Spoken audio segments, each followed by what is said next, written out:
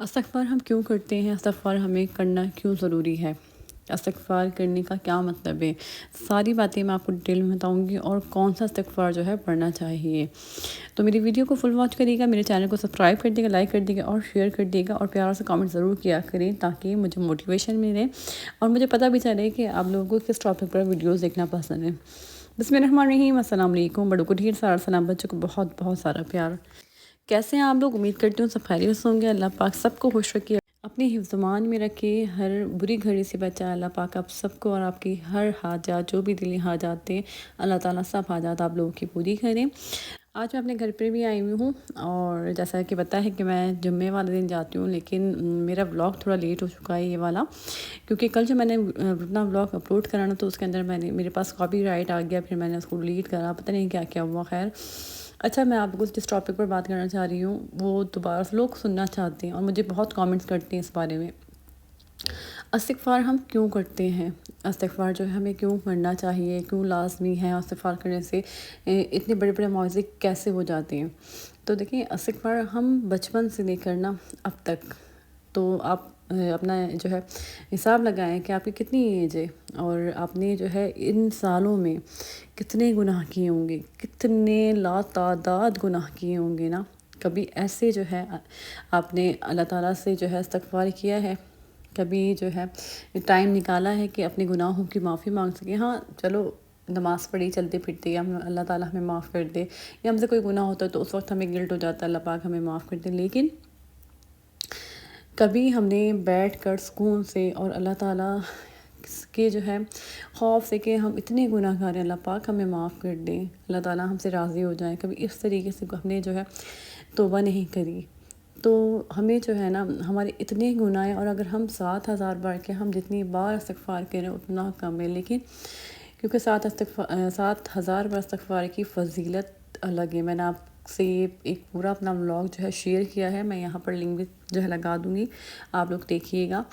لیکن جو لوگ 7,000 بار، مطلب میں نے آپ لوگ کو جو وظیفہ بتایا تھا کہ آپ نے جو ہے درود ابراہیمی 7 بار جو ہے آپ نے درود ابراہیمی اول آخر لگانا ہے، اس کے بعد جو ہے 7,000 بار آپ نے جو ہے استغفر اللہ کہنا ہے۔ کسی نے کہا کہ آپ استغفر اللہ کہتے ہیں، آپ استغفر اللہ کہہ رہی ہیں، لیکن جو میں آپ کو بتا رہی ہوں نا، جو بھی کوئی بھی کچھ کہتا ہے آپ کو سننے کی ضرورت نہیں ہے، کوئی بھی کامنٹس مت پڑھا کریں۔ استغفر اللہ آپ نے یہ پڑھنا ہے، اور اس کے بعد جو ہے نا آپ جو ہے اپنے دل میں اپنی پریشانیوں کے بارے میں جو بھی ہے آپ نیت رکھیں، اللہ تعالیٰ سے شیئر کریں، دعا مانگیں، اور دیکھیں اللہ تعالیٰ استغفر اللہ کی برکت سے نا آپ کو کتنا نوازیں گے۔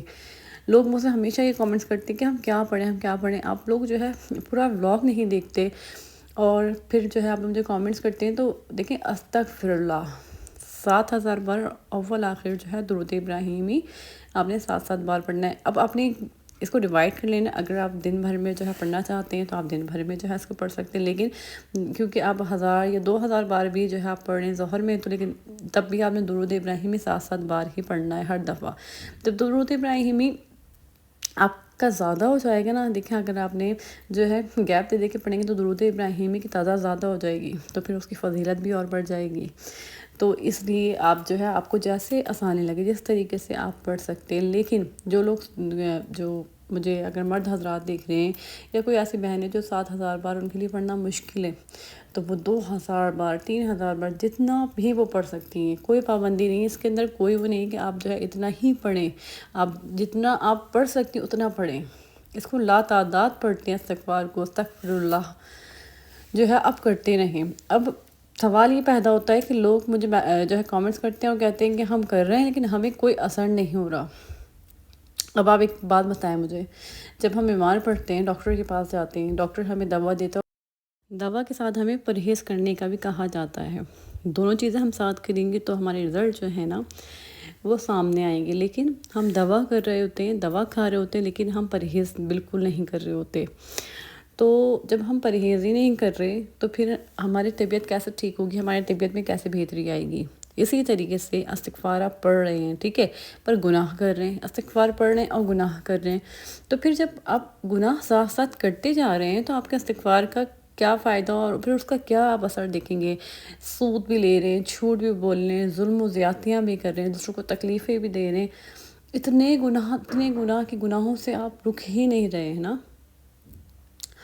تو یہ سوچیں کہ جب ہم استغفر اللہ، ہم اپنے گناہ جو ہے اللہ تعالیٰ سے معاف کروا رہے ہیں، لیکن ہمیں چاہیے نا کہ ہم اللہ تعالیٰ سے جو ہے نا اپنے گناہوں کی معافی جب مانگ رہے تو ہم اپنے گناہوں کو بھی تو ختم کریں نا، اس پہ ہم کام کریں. استغفار اللہ کی طرف جو ہے نا رجوع کرنے کو کہتے ہیں. اللہ تعالیٰ سے رجوع کریں، توبہ کریں، گناہوں کی معافی مانگیں. گناہوں کی آپ معافی مانگیں گے تبھی جو آپ جو ہے ہم 7,000 بار جو ہے استغفر اللہ پڑھ رہے ہیں تو اللہ تعالیٰ نے وعدہ فرمایا، اور اللہ تعالیٰ اپنے وعدے کی خلافی کبھی نہیں کرتا. اللہ تعالیٰ نے کہا ہے کہ تم استغفار پڑھو، میں تمہیں باغات دوں گا، میں تمہیں نہریں دوں گا، میں تمہیں بیٹے دوں گا. اللہ پاک نے استغفار پڑھنے والوں کے لیے 3 بڑے انعام رکھے ہیں. ہر پریشانی سے نکال دیں گے، چاہے وہ آپ کی بیماری کی پریشانی ہو، چاہے آپ کے رشتے نہیں ہو رہے، چاہے آپ کے روزگار میں برکت نہیں ہو رہی، چاہے بیوی سے لڑائی، گھر میں لڑائی جھگڑے، آپ کی بیوی جو ہے آپ کے ساتھ صحیح نہیں رہتی، جو بھی مسئلہ ہے، شوہر اگر محبت نہیں کرتا. دوسرا، جس کام میں آپ ہاتھ ڈالیں گے اس میں برکت ہوگی، وہ کام آپ کا جو ہے ضرور ہوگا. جیسے کوئی ہم کاروبار کرنا چاہتے ہیں لیکن ہمارا کاروبار نہیں ہوتا، ہمارے کاروبار میں رکاوٹ ہوتی ہے. ہم جاب کرنا چاہتے ہیں، ہمیں کوئی اچھی جاب نہیں ملتی، اگر ملتی بھی ہے تو جاب سے جو ہے اتنے مسئلے مسائل نکل جاتے ہیں کہ ہمیں ایسا لگتا ہے کہ ہمارے کاروبار میں رکاوٹ ہے، کوئی بندش ہے، کچھ بھی ہے. اللہ تعالیٰ تیسرا اللہ کا بڑا وعدہ ہے کہ رزق جو ہے نا آپ کو وہاں سے عطا فرمائے گا جہاں سے آپ کو گما بھی نہیں ہوگا. آپ سوچ بھی نہیں سکتے کہ مجھے یہاں سے رزق ملے گا، لیکن اللہ پاک آپ کو وہاں سے عطا فرمائیں گا اور رزق کی نا بارش ہو جائے گی. تو آپ سوچیں، اللہ تعالیٰ تو اپنے وعدے کی خلافی نہیں کرتا نا، تو پھر آپ کیسے کہہ سکتے ہیں کہ ہم استغفر اللہ پڑھ رہے ہیں اور استغفر اللہ کا کوئی اثر نہیں ہو رہا؟ ایسا کبھی نہیں ہو سکتا.